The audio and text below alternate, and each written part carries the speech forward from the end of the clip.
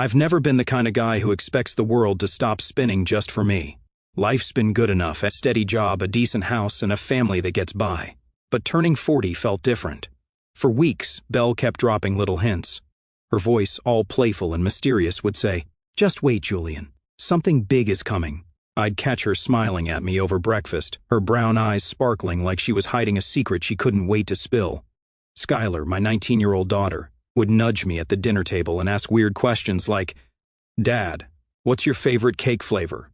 Maddox, my 21-year-old son, even checked my work schedule, asking what days I'd be off. I'm a construction supervisor, so my hours are long, but I started thinking maybe they were planning something, a surprise party, maybe a nice dinner out.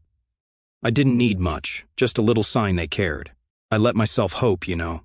I let that tiny spark grow in my chest. As my birthday got closer, I'd come home from work tired and dusty, picturing balloons or a happy birthday banner taped to the living room wall. So, on the big day, March 29th, 2025, I pulled my truck into the driveway, my heart beating a little faster than usual. The sun was dipping low, painting the sky orange, and I sat there for a second, gripping the steering wheel, telling myself not to get too excited. I grabbed my lunchbox and stepped out, the gravel crunching under my boots as I walked up to the front door. I turned the key, pushed it open, and nothing. The house was dark, silent, empty. No warm smell of food hit me. No laughter or footsteps rushed to greet me.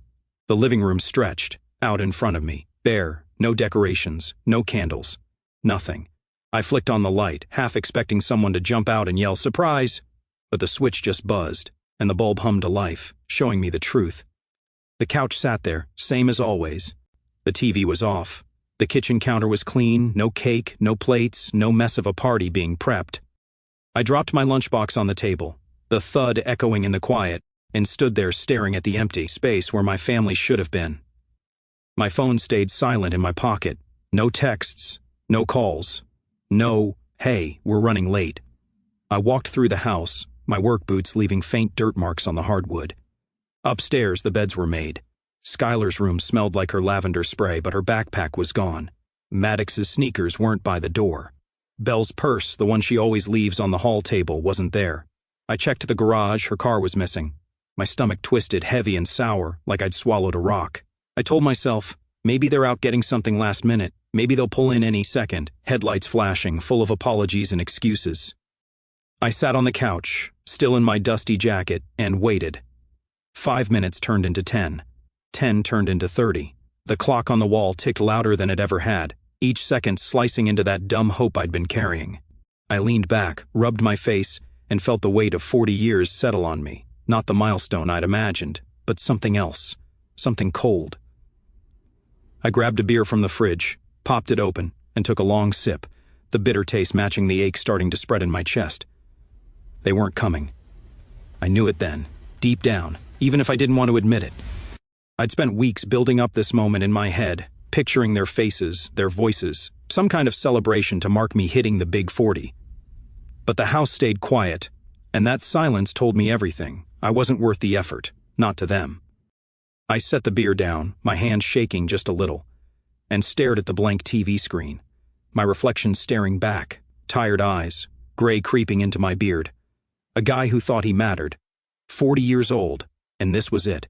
An empty house, a warm beer, and a family that didn't even leave a note. I didn't know what hurt more, the fact they forgot, or the fact I'd let myself believe they wouldn't.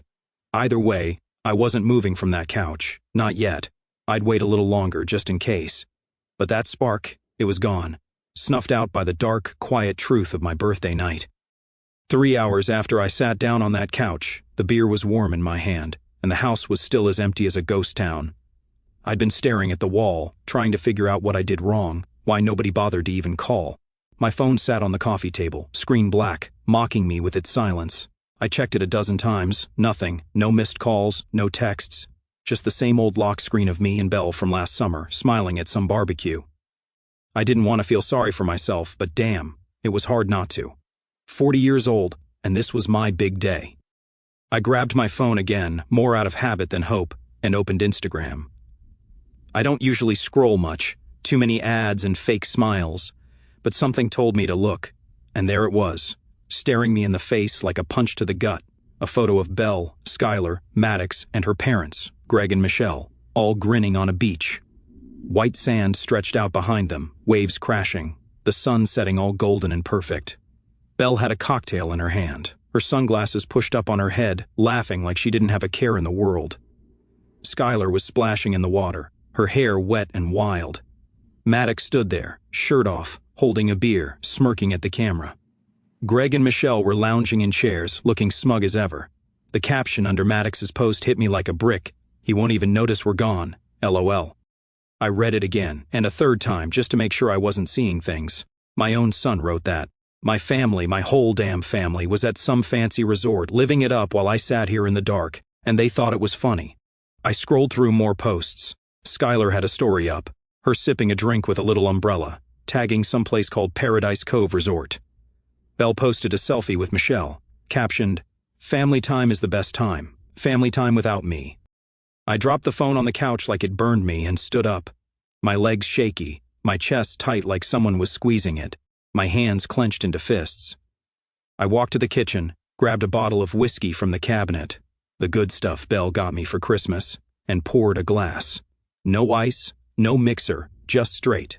I took a big gulp, the burn sliding down my throat, and leaned against the counter, staring at the floor. They didn't forget. That's what got me. This wasn't some accident, some last-minute thing where they meant to call but didn't. They planned this. They packed bags, got on a plane, and left me behind, laughing about it like I was some joke. I pictured them at the airport, checking in, probably saying stuff like, "Oh, Julian's fine. He's always working anyway." I took another sip, slower this time, letting it sit on my tongue. The house felt bigger than ever, the silence pressing in from every corner. I walked back to the couch, whiskey in hand, and picked up the phone again.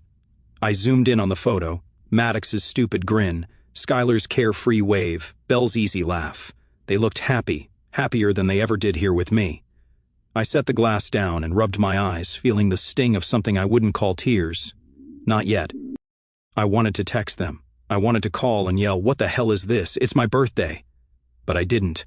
What would I even say? Come home, explain? They'd just laugh more, or worse, feel sorry for me. I didn't want their pity. I didn't want their excuses. I scrolled back to Maddox's caption, "He won't even notice we're gone, LOL." It played over and over in my head like a bad song. He was wrong, though, I noticed. I noticed every second of it. The whiskey bottle sat there, half empty now, and I poured another glass, my hand steadier this time. I wasn't mad, not the loud yelling kind of mad. It was quieter, deeper, like a fire starting low in my gut. They thought I wouldn't care. They thought I'd just shrug and go to bed like nothing happened. But I wasn't that guy anymore.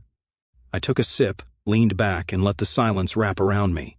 They were wrong about me, and I'd make sure they knew it. Not tonight, though. Tonight, I'd sit here, drink my whiskey, and let that fire grow. Tomorrow, that was another story. The whiskey bottle was nearly empty by the time I decided sitting around feeling sorry for myself wasn't enough. It was past midnight, my birthday was officially over, and the house still echoed with that hollow silence. I wasn't drunk, not really, just buzzed enough to feel the edges of my anger sharpen. Maddox's caption kept bouncing around in my head. "He won't even notice we're gone, LOL." They thought I was blind, some dumb workhorse who just kept plodding along, too busy or too stupid to see what they were doing. But I saw it all now, clear as day, and I wasn't going to let it slide. I grabbed my laptop from the coffee table, flipped it open, and started digging. First, I went back to Instagram, saving every post and story they'd put up. Belle's selfies, Skylar's beach videos, Maddox's smug little updates. I took screenshots, noting the timestamps. They'd been gone at least 2 days, maybe more, based on the resort's check-in pics. Then, I pulled up our joint bank account online. I'm the one who usually handles the bills, keeps the numbers straight, so I knew exactly where to look. My stomach dropped when I saw it, a $3,800 withdrawal dated 3 days ago. Cash, not a card swipe. Sneaky, like they didn't want a trail. I leaned back, rubbing my jaw, thinking about how I'd just given Maddox the same amount last month for a deposit on his new apartment. He'd hugged me, said, "Thanks, Dad. You're the best." I'd felt good about it, proud even. Now, it looked like that money funded their little getaway. I kept scrolling through the bank records, my fingers moving faster as the pieces clicked together. There were small charges, too. Gas, a coffee shop near the airport, but nothing big enough to explain a resort trip. That's when I remembered Belle's emergency credit card. The one she said was for unexpected stuff like car repairs. She kept the statements in a drawer in our bedroom, tucked under some old tax files, like I'd never bother to check. I got up, the whiskey buzzing in my veins, and headed upstairs. The drawer squeaked as I pulled it open, and there it was, a stack of envelopes from a card I didn't even have the number for. I ripped one open, dated last month, and started reading. My eyes widened as the charges piled up. $1,200 at a spa, $800 at some fancy clothing store, $450 for lunch with Michelle at a place I'd never even heard of. Month after month it was the same, thousands racked up on stuff she never mentioned. The latest statement, unopened, showed new charges, $1,500 at Paradise Cove Resort, plus a couple hundred more for extras, $92,000 total, spread over a year. I dropped the papers on the bed, my hands shaking. Not from the whiskey, but from the weight of it all. This wasn't just a birthday snub, this was a whole secret life. I went back downstairs, grabbed a notebook, and started writing it all down, dates, amounts, everything. The reliable Julian Hartley, the guy who clocked in early and stayed late, who paid the mortgage and fixed the leaks, had been erased. They'd turned me into a walking ATM, a shadow they could step over while they sipped cocktails and laughed. I poured the last of the whiskey, staring at my messy handwriting, the numbers glaring back at me. I didn't cry, I'm not the crying type, but my throat felt tight, like I couldn't swallow. I thought about the years I'd spent building this life, the overtime I worked so Skylar could go to college, the weekends I gave up to keep us afloat. And for what? So they could jet off and mock me? I flipped the notebook shut and leaned back, the couch creaking under me. The anger wasn't loud anymore. It was cold, steady, like a river carving through rock. I wasn't going to yell or smash things, that's not who I am. But I was done being invisible. I'd been the guy who kept quiet, who let things slide, who trusted too much. Not anymore. I took a slow sip of whiskey, letting it burn, and made a promise to myself right there in the dark they'd remember me. Not the old Julian, the one they walked all over, but this one, the forgotten one, the one who'd been watching all along. And I'd start by making sure they couldn't hide from what they'd done. Not from me, not ever again. 2 days after my birthday, I woke up to the same quiet house, the same empty feeling sitting heavy in my chest. The whiskey bottle was still on the counter, a reminder of that first night, but I didn't touch it again. I'd spent the last 48 hours keeping busy, work, grocery runs, anything to keep my mind off the hole my family had left. I didn't call them, didn't text. I'd seen enough on Instagram to know they were still at that resort, probably lounging by the pool while I ate cold leftovers alone. My phone stayed quiet too, no apologies, no check-ins, nothing. It was like I didn't exist. But that changed on the second day. I was sitting on the couch, flipping through channels I didn't care about, when my phone started buzzing. WhatsApp lit up with a flood of messages, one after another, like they'd all remembered me at once. I picked it up, my thumb hovering over the screen, not sure I even wanted to look. The first one was from Belle. "Julian, where are you?" Like I was the one who disappeared. Then Skylar, "Dad, are you okay? Please answer." Maddox chimed in with, "Yo, Dad, what's up, you good?" I scrolled through 49 messages total, piling up over a few hours, voice notes too. Skylar's voice, soft and shaky, said, "Dad, I'm worried. Just let us know you're fine." Belle sent a longer one later. "Julian, please don't shut me out. We're flying back early. Talk to me." I sat there staring at the screen, the words blurring together. Part of me wanted to feel something, relief maybe, or even anger, but I didn't. It was too late for that. They had days to reach out, and now what they were scared I'd gone off the deep end. I set the phone down and leaned back, my hands resting on my knees. The house creaked around me, the fridge humming in the kitchen. I could have answered, could have typed back, "I'm here, where the hell were you?" But I didn't. They didn't deserve that yet. Instead, I got an idea. I grabbed my phone again, opened Instagram, and flipped through my camera roll. There wasn't much, just some work pics, a shot of my truck, and then one from yesterday. I'd stopped at the grocery store after my shift, picked up a cheap chocolate cake from the bakery section. It was small, kind of sad-looking, with "Happy Birthday" scribbled in messy icing. I'd taken a picture of myself holding it in the kitchen, no smile, just me and the cake under the fluorescent light. I hadn't planned to post it, didn't even eat the damn thing, but now it felt right. I uploaded it, no filter, no caption, no tags, just the timestamp. March 28, 2025, 7:42 p.m. I hit post and watched it go live. It wasn't about being petty. It wasn't some big screw you to them. It was a marker, a quiet little flag in the ground saying, "I'm still here, I see you, and I'm not the one who's missing. I tossed the phone on the cushion next to me and stood up, stretching my arms over my head. My back popped from too many hours on the couch, and I walked to the window, peering out at the dark street. The neighbors' lights were on, warm and yellow, families inside doing normal stuff. My house felt like a shell, but I wasn't sad about it, not anymore. Those 49 messages kept buzzing in my mind, though. They weren't apologies, not really, just panic, maybe guilt, but not remorse. Belle's "don't shut me out" stuck with me the most. She didn't get it. I wasn't shutting her out, she'd locked me out days ago, and now she wanted back in like nothing happened. I shook my head, a dry laugh slipping out. Skylar's voice note played in my head too, her worry tugging at me a little. She's my girl, always has been, but even she'd gone along with this. Maddox? He'd probably just shrug it off if I called him out. I walked to the kitchen, grabbed a glass of water, and leaned against the counter, sipping it slowly. My phone buzzed again, another message, probably number 50, but I ignored it. They'd see the post soon enough. They'd know I wasn't sulking or lost.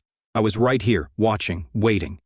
The cake sat on the counter still untouched, the icing starting to crack. I didn't need it.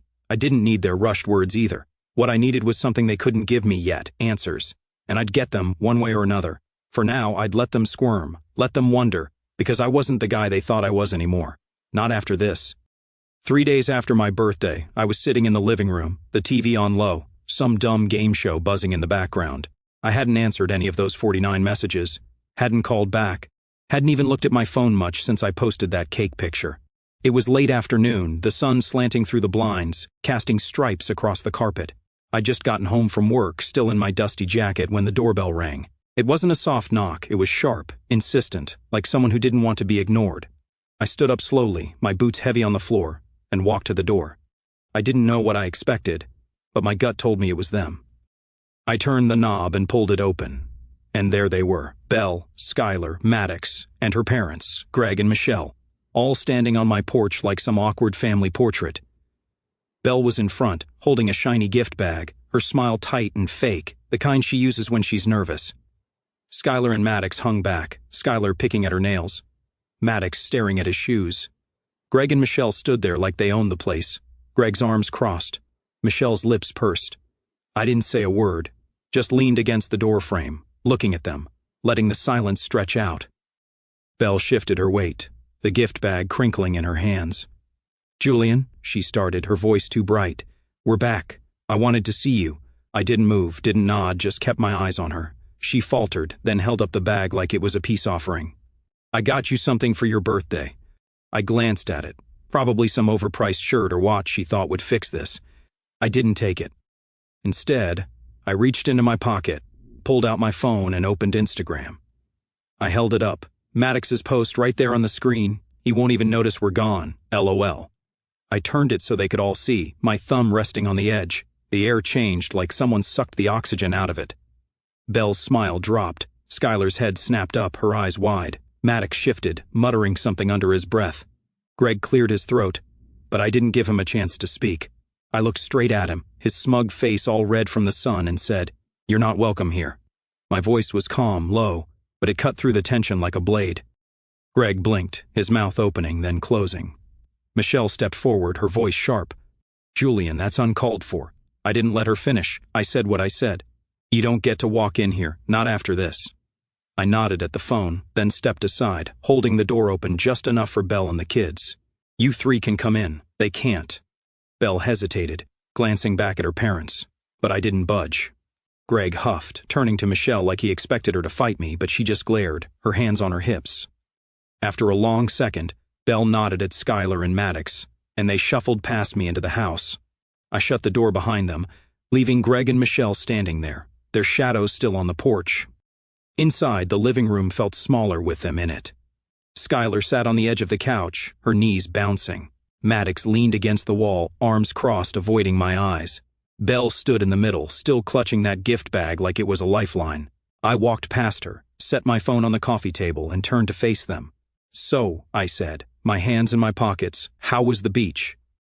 Belle flinched, her mouth opening, then closing. Skylar looked like she might cry, her fingers twisting together. Maddox shrugged, mumbling, "It was fine." I nodded, letting that sit for a second. "Fine," I repeated. "Good to know. I didn't yell. I didn't need to." The weight of it was already there, pressing down on them. Belle took a step toward me, her voice soft. "Julian, we didn't mean for it to be like this. It was supposed to be—" I held up a hand, stopping her. "Don't, not yet." I looked at Skylar, her big eyes all watery, then at Maddox, his jaw tight. "You're here now, that's something, but them—" I jerked my head toward the door. "They don't get a pass. And neither do you. Not yet." I sat down in my chair, the one by the window, and picked up the remote, turning the TV off. The room went quiet, just the sound of their breathing and the faint hum of the fridge. They wanted to talk, to explain, but I wasn't ready to hear it. Not until I knew they felt this, really felt it. I'd let them in, sure, but this house wasn't their playground anymore. It was mine, and I was done being the guy they could leave behind. The air in the kitchen felt thick as I stood there facing Belle, Skylar, and Maddox. They'd followed me in after I shut the door on Greg and Michelle, and now we were here, the four of us crammed around the table like some messed-up family meeting. I grabbed a folder from the counter, the one I'd been filling with everything I'd found, bank statements, screenshots, credit card charges. It was heavy in my hands, heavier than it should have been, and I dropped it on the table with a thud. The sound made Skylar jump, her eyes darting to it like it might bite her. Belle sat down slowly, still holding that stupid gift bag, while Maddox stayed standing, his arms crossed tight. I didn't sit. I stood there, looking at them, and finally asked the question that had been burning in me since I saw that Instagram post. "When did I become invisible to you?"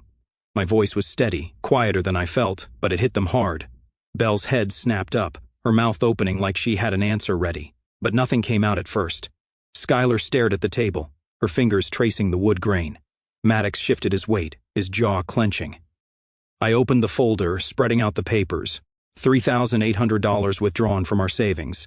$92,000 racked up on that secret card. Resort charges stamped with dates that lined up with my birthday.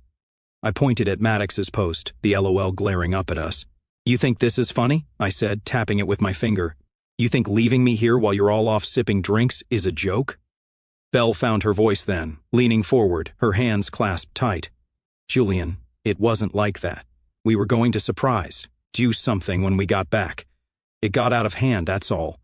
Her words sounded rehearsed, like she'd been practicing them on the plane. I didn't buy it. I flipped to a screenshot of her texting Michelle weeks ago, found in her old phone I dug out of the closet, saying, "He'll be fine, Mom. Let's just go." I held it up, watching her face go pale. "This doesn't look like a surprise to me," I said. "This looks like you plan to ditch me." Maddox piped up then, his voice rough. "Dad, it was just a dumb post. I didn't mean it like that." I turned to him, my eyes narrowing.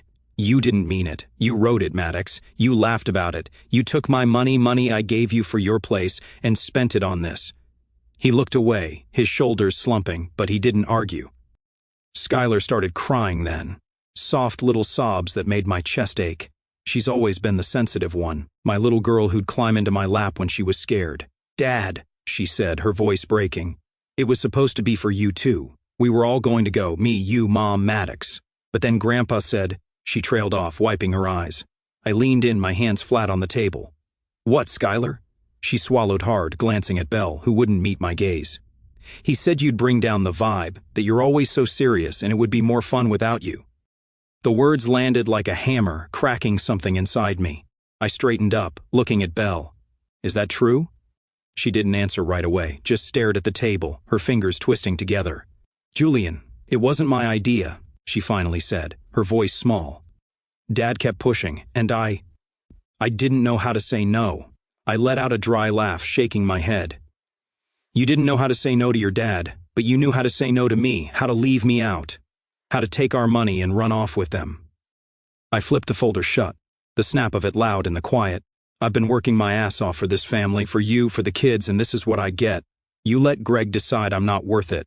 Skylar reached for my hand, her fingers cold. "Dad, I'm sorry. I didn't want it to be like this." I looked at her, saw the truth in her eyes. She meant it, but it didn't erase the hurt. Maddox mumbled something that might have been sorry, but he still wouldn't look at me. Belle stood up, stepping closer. "Julian, we can fix this, please." I stepped back, out of her reach. "Fix it? You don't fix something you broke on purpose." I grabbed the folder, holding it up. "This is what you did. You don't get to walk in here with a gift bag and some tears and make it go away." The room went still, just Skylar's sniffles and the faint hum of the fridge. I looked at them, my wife, my kids, and felt the betrayal cut deeper than I'd expected.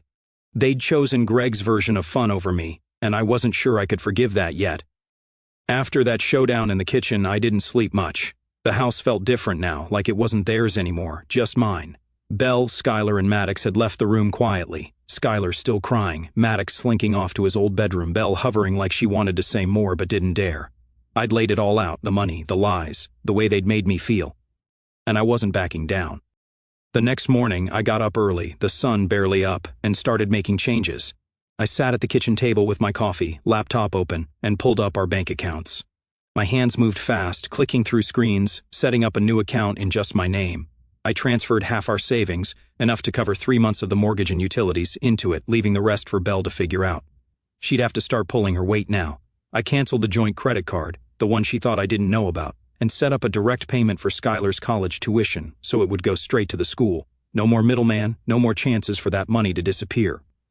By the time the coffee was cold, I'd drawn a line in the sand. I wasn't kicking them out, not yet, but things were going to be different. Belle came downstairs around 8, her hair messy, eyes puffy like she hadn't slept either. She stopped in the doorway, watching me pack up my laptop. "Julian, what are you doing?" she asked, her voice shaky. I didn't look up, just kept stacking papers. "Making sure I'm not invisible anymore," I said. "You're in the guest room from now on. Separate accounts. You pay half the bills. Skylar's tuition is covered, but that's it. No more free rides." Her face crumpled, but I kept going. "And I changed the locks. You'll get a key when I know you're serious about this." She stared at me, mouth open, then sank into a chair. "Julian, this is crazy. We can talk about this." I cut her off, standing up. "We talked last night. You didn't listen then. Now you will." I grabbed my keys and headed to the garage, leaving her there. At the hardware store, I bought new deadbolts, heavy ones, and spent the morning installing them. The drill buzzed in my hands, the sound drowning out the noise in my head. Maddox came down as I was finishing the back door, his hair sticking up, still in yesterday's clothes. "Dad, what's with the locks?" he asked, rubbing his eyes. I tightened the last screw and stood up, brushing sawdust off my jeans. "It's my house too," I said. "You want in, you knock. You want to stay, you start acting like it." He frowned but didn't argue, just shuffled back upstairs. Skylar was different. She came out later, her eyes red but dry now, and sat on the porch step while I tested the new key. "Dad," she said, her voice small, "I don't want you to hate me." I stopped looking at her, my little girl all grown up and caught in this mess. "I don't hate you," I said, softer than I meant to, "but I can't trust you yet. You've got to show me you mean it." She nodded, hugging her knees, and I felt that old ache for her, the one that never goes away. I finished up and went inside, resetting the Wi-Fi password next. Something simple, Julian 40, but they wouldn't guess it. Belle tried to talk again when I came back in, following me to the living room. "This isn't you, Julian," locking us out, splitting everything. "It's not fair." I turned to her, my hands in my pockets. "Fair? You took our money, left me here, let your dad call me dead weight. That's not fair. This is me surviving." She flinched, but I didn't stop. "You want to fix it? Earn it. Respect's gone. You've got to bring it back." She didn't say anything, just stood there, tears welling up. Maddox stormed out then, grabbing his jacket. "This is bullshit, Dad," he snapped. "I'm out." He slammed the door, the new lock clicking behind him. I didn't chase him. He'd figure it out or he wouldn't. Skylar stayed, though, hovering near me the rest of the day, helping with small stuff, bringing me a screwdriver, making coffee. She didn't say much, but she was there, and that was something. By night, the house felt solid again, locked up tight, mine in a way it hadn't been before. Belle moved her stuff to the guest room without a word, her footsteps heavy on the stairs. I sat on the couch, the new key in my hand, and looked around. This wasn't revenge. It was a wall, a boundary carved in stone. They'd have to climb it if they wanted back in, and I'd be watching, waiting to see if they could. A week after I changed the locks, things settled into a strange new normal. Belle stayed in the guest room, quiet and distant, coming and going without much talk. Skylar stuck around more, her presence soft but steady, like she was trying to glue something back together. Maddox hadn't come back since he stormed out, and I didn't push him. Let him cool off, figure out what he wanted. I kept busy with work, the construction site a welcome distraction, the noise of hammers and saws drowning out the mess at home. But trouble showed up again on a Saturday morning, right when I thought I could breathe. I was in the garage, tinkering with my truck's oil filter, when I heard a car pull into the driveway. I wiped my hands on a rag and stepped out, squinting against the sun. Greg's silver SUV sat there, engine still running, and he climbed out, his face red and tight like he'd been stewing all week. Michelle stayed in the passenger seat, her arms crossed, glaring through the windshield. I leaned against the garage door, rag in hand, and waited. He marched up, stopping a few feet away, his voice loud enough to wake the neighbors. "Julian, what the hell do you think you're doing?" he barked. "Locking my daughter out, cutting her off? You're destroying this family." I didn't flinch, just looked at him, letting him puff himself up. He was taller than me, broader too, but I wasn't intimidated, not anymore. "Destroying it?" I said, keeping my tone even. "Funny, I thought that started when you took them all to a resort and left me behind." He waved a hand, dismissing me. "That was a trip, a break. You're blowing this out of proportion, acting like some midlife crisis nutcase." I stepped forward then, closing the gap just enough to make him shift back. "A break?" I repeated. "How much did it cost, Greg, that little break?" He blinked, caught off guard, then shrugged. "I don't know, about $7,500. What's that got to do with anything?" I nodded, letting that number hang there, then said, "I put $25,000 into Skylar's education last year, paid for her books, her dorm, her classes. What have you done for her future?" His mouth opened, then shut, his face going redder. I didn't stop. "You don't get to stand here and lecture me about family. You decided I wasn't worth bringing along, convinced Belle I'd ruin your fun, and now you're mad I'm not rolling over for it." Michelle climbed out of the car then, her heels clicking on the pavement. "Julian, you're being ridiculous," she snapped. "Belle's a wreck because of you. She's saying you're cold, unreasonable." I cut her off, my voice sharp now. "She's a wreck because she got caught. You don't get to spin this on me." Greg took a step closer, pointing a finger. "You watch how you talk to us. We're her parents.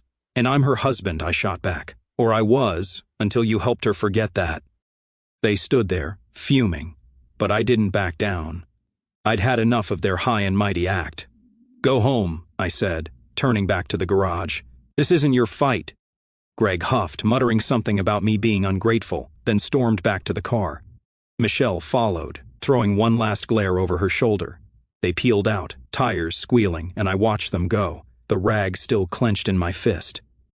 Later that day, I checked Facebook, should have known better, and saw Belle's latest post. Sometimes people change, and not for the better. Midlife hits hard. A dozen likes, a few sad emojis, comments from her friends saying, "Stay strong, girl." I stared at it, the words twisting in my gut. She was painting me as the bad guy, the cold one, like I'd snapped for no reason. I could have posted something back, dumped the receipts, the screenshots, the truth, but I didn't. Let her have her story. The people who mattered knew what happened. My buddy Pete from work called that night, asking if I was okay. He'd seen the post. "She's full of it," he said. "We all know you, man. You don't flip out over nothing." I thanked him, hung up, and sat on the couch. The house quiet again. Skylar came down a little later, curling up next to me with a mug of tea. "Dad," she said, "I don't care what Mom says. You're not the one who's wrong." I put an arm around her, feeling her lean into me, and nodded. "Thanks, kid." I didn't need the world to see it. I had the folder, the facts, the loyalty of the ones who stuck around. Greg could yell, Belle could post, but I knew the truth, and that was enough for now.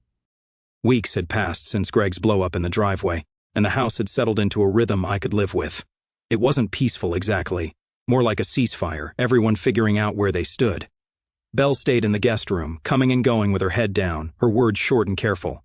Skylar was around a lot, popping in after classes, her quiet company a lifeline I didn't know I needed. Maddox, though, he'd been a ghost since he stormed out, and I let him be. He's my son, sure, but he's a man now, and men have to face their choices. One Tuesday, my phone rang while I was eating lunch at the construction site, a sandwich in one hand, dust all over my boots. It was Maddox. I set the sandwich down, wiped my hands on my jeans, and answered. "Dad," he said, his voice low. "Can we talk?" I leaned against the truck, the sun hot on my neck. "Yeah," I said. "What's up?" He hesitated, then said, "I'm in a jam. Rent's due and I'm short. Can you help?" I didn't answer right away. Just listened to the hum of the site around me, drills whining, guys shouting. Part of me wanted to say no, let him sink a little, feel the weight of that LOL he'd thrown at me. But he was still my kid. "Come by tonight," I said. "We'll figure it out." He showed up around 7, his hoodie wrinkled, hair a mess, looking like he hadn't slept. I let him in, the new lock clicking behind us, and we sat at the kitchen table. "How short are you?" I asked, pouring him a glass of water. He stared at it, not drinking. $600. He said he thought he had it, but work cut his hours. I nodded, pulling out my laptop. All right, we're not just throwing money at it, though. Show me what you've got. Bills, pay stubs, all of it. He blinked, surprised, but dug into his backpack, pulling out crumpled papers. We spent an hour going through it, his rent, his phone bill, the little he'd saved. I showed him how I'd always done it for the house, tracking every dollar, making it stretch. See this? I said, pointing at the screen. You plan ahead, you don't get stuck. He nodded slowly, like it was sinking in. By the end, we'd made a spreadsheet. Nothing fancy, just numbers and rows. I gave him the $600 cash from my new account, but I made him write it down. You owe me, I said, not because I'm mad, just so you learn. He looked at me then, really looked, and said, I get it, Dad. He didn't say sorry, not out loud. But later that night, I noticed his Instagram was gone. No posts, no profile, just a blank space where that caption used to be. He asked if he could come by Sundays, just to hang out, and I said yeah, feeling something shift between us. Skylar kept coming too, her visits more regular now. She'd sit with me on the couch, watching old movies, or help in the garage, handing me tools while I fixed stuff. One night she hugged me tight before leaving, whispering, I'm glad you're my dad. It hit me hard, that little crack of light in all this dark. Belle was still a puzzle. Some days she'd try nostalgia, talking about when we met, how we'd laughed over cheap pizza. Other days she'd blame me, saying I'd pushed her away with the locks and the accounts. I didn't bite either way. You pushed first, I'd say, and she'd go quiet, retreating to her room. I wasn't holding my breath for her to change. She liked her story too much, the one where I was the problem, but I didn't need her to see me anymore. Maddox's Sundays turned into a routine, him showing up with coffee, us working on his budget or just talking. He didn't say much about the trip, but I could tell he was carrying it, that guilt simmering under his tough act. Skylar stayed caught in the middle, loving us both, but she picked me more often, her loyalty clear in the way she'd linger. The fractures were still there, big ones, jagged and raw, but these first steps, these moments with my kids, felt like something solid. I'd let Belle figure her own path. I'd already let go of needing her to come back. The kids, though, they were enough to keep me going, enough to start rebuilding on. A month after my 40th birthday, I woke up to a quiet house, the kind of quiet that doesn't feel empty anymore, just still, like the world's holding its breath. It was a Saturday, the sun creeping through the blinds, painting the living room in soft gold. I sat up on the couch where I'd fallen asleep, a blanket tangled around my legs, the TV off for once. My coffee mug from last night sat cold on the table next to my phone, which buzzed with a new email. I rubbed my eyes, stretched, and picked it up. It was from my divorce lawyer, short and simple, saying Belle's attorney had reached out. No fight, no drama, just paperwork moving forward. I set the phone down, leaned back, and let that sink in. It wasn't a shock. Belle and I hadn't really been together since she came back, not in any real way. The guest room, the separate accounts, the way we barely talked, it was all leading here. I didn't feel sad, though. Maybe I should have, but I didn't. I felt clear, like I could see myself again. Not just the guy who paid bills or fixed things, but me, Julian Hartley, a man who'd made it through the mess. I got up, made fresh coffee, and stood by the kitchen window, watching the street wake up. Kids rode bikes, a neighbor waved as he mowed his lawn. My truck sat in the driveway, dusty but solid like me. I thought about that night a month ago, the dark house, the whiskey, the Instagram post that started it all. It felt far away now, like it happened to someone else. I'd changed since then, not loud or flashy, but deep, in a way I could feel in my bones. Later that day, I opened my laptop and logged into Facebook. My status still said married, but that didn't fit anymore. I clicked edit, my fingers hovering, then typed, "It's complicated." I hit save, watched it update, and sat back. It wasn't a big statement. No one needed the details, but it was true. Life was complicated. Family was messy. Love left scars. Some you could see, some you couldn't. I scrolled through my feed and saw a picture Skylar posted last night. Her and me in the garage, me holding a wrench, her laughing, captioned, "Best dad ever." I smiled. A real one, the kind that warms you up inside. Maddox had texted earlier too, saying he'd be by tomorrow with coffee, like always. They were still here, my kids, picking up the pieces with me. Belle was upstairs, probably packing more of her stuff. She'd been moving things out bit by bit. No fuss, just quiet steps away. I didn't stop her. She'd made her choice long before the papers came, and I'd made mine. I walked outside, the air cool on my face, and sat on the porch steps. The neighborhood buzzed around me, alive and normal, and I felt part of it again. Not stuck, not invisible. I thought about the last month. Greg's yelling, Belle's stories, the way Skylar and Maddox came back. Slow but sure. It wasn't perfect. It wasn't easy, but it was mine. My phone buzzed again, a text from Pete, my work buddy. Saw the status. You good, man? I typed back, yeah, better than good. He sent a thumbs up and I put the phone down, looking out at the street. 40 wasn't what I'd expected. No party, no big celebration. But it gave me something better, clarity. I could see myself now, not as the guy they forgot, but as the one who stood up, who claimed his place. Skylar saw it. She stuck by me. Maddox was starting to. His Sunday visits proved he wasn't running anymore. Even my crew at work noticed, one of them saying last week, "You seem different, Hartley." Lighter. I was. The weight of being invisible, of carrying them all without them knowing, was gone. I let it go, piece by piece, and built something new. The divorce wasn't a loss. It was a door closing so I could open another. I stood up, brushed off my jeans, and went back inside. The house smelled like coffee, like home. I grabbed my mug, taking a long sip. I didn't need balloons or a cake. I didn't need Belle's gift bag or Greg's approval. Being seen by my kids, my friends, and most of all by myself, that was the gift I'd claimed. 40 wasn't a milestone they gave me, it was one I took.